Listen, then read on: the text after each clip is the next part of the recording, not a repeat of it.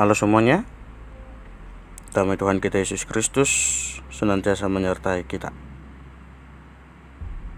Bagian kedua video saya kali ini masih lanjutan dari video pertama, yaitu tentang memaknai hidup. Memaknai hidup di tengah pandemi corona.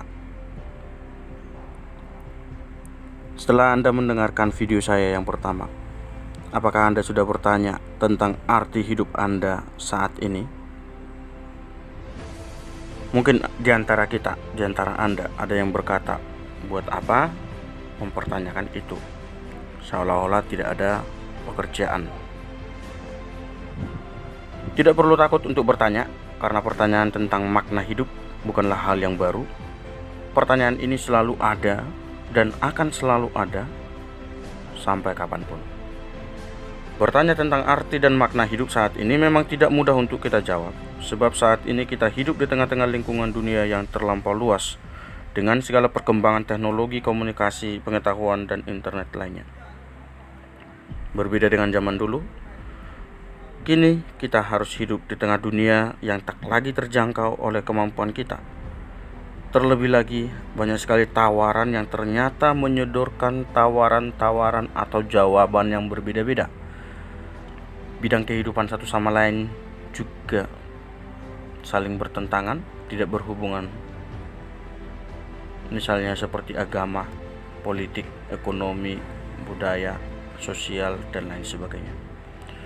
Kita seakan-akan harus bernasib sama seperti binatang yang harus dikendalikan dengan kekang. Bukan karena manusia harus mati, melainkan karena ia tak mampu lagi memilih arah hidupnya sendiri. Misalnya dalam bidang politik, kita seolah-olah tak mampu berkutik di tengah para penguasa. Dalam bidang kehidupan sosial, kita hanya salah satu unsur kecil yang harus menyesuaikan diri dengan aturannya. Demikian dengan adat istiadat atau tradisi yang tak lagi mampu menjadi pegangan yang memberi arti kepada hidup kita. Banyak di antara kita jatuh pada kecenderungan untuk bernostalgia ria dengan masa lalu dibandingkan memaknainya. Banyak di antara kita yang cenderung ikut tergerus arus, kehilangan jejak, dan bahkan kehilangan identitas.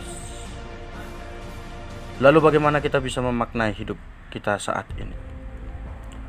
Makna hidup tidak dapat lagi ditemukan di dalam masa lampau, juga tidak di dalam rumusan-rumusan yang diberikan oleh orang lain kepada kita. Lalu, bagaimana kita bisa memaknai hidup saat ini? Hidup hanya bisa mendapat maknanya dalam penghayatan hidup kita sendiri. Hidup mempunyai arti bagi orang yang menghayati hidupnya sendiri.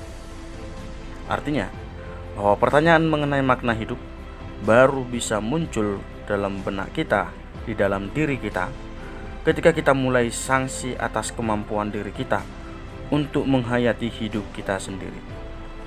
Sayangnya, tidak banyak di antara kita yang mulai sangsi dengan kemampuannya. Di antara kita yang ada malah merasa diri selalu hebat, kuat, dan mampu.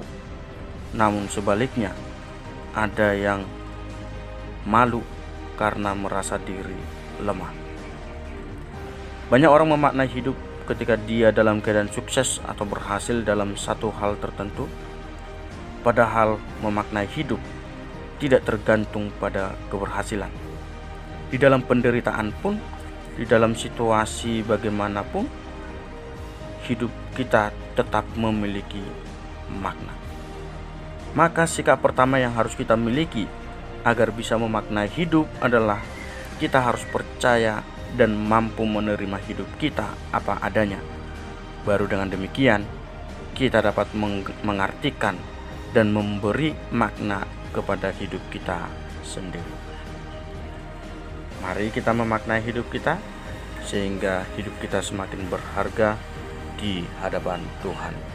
Tuhan memberkati.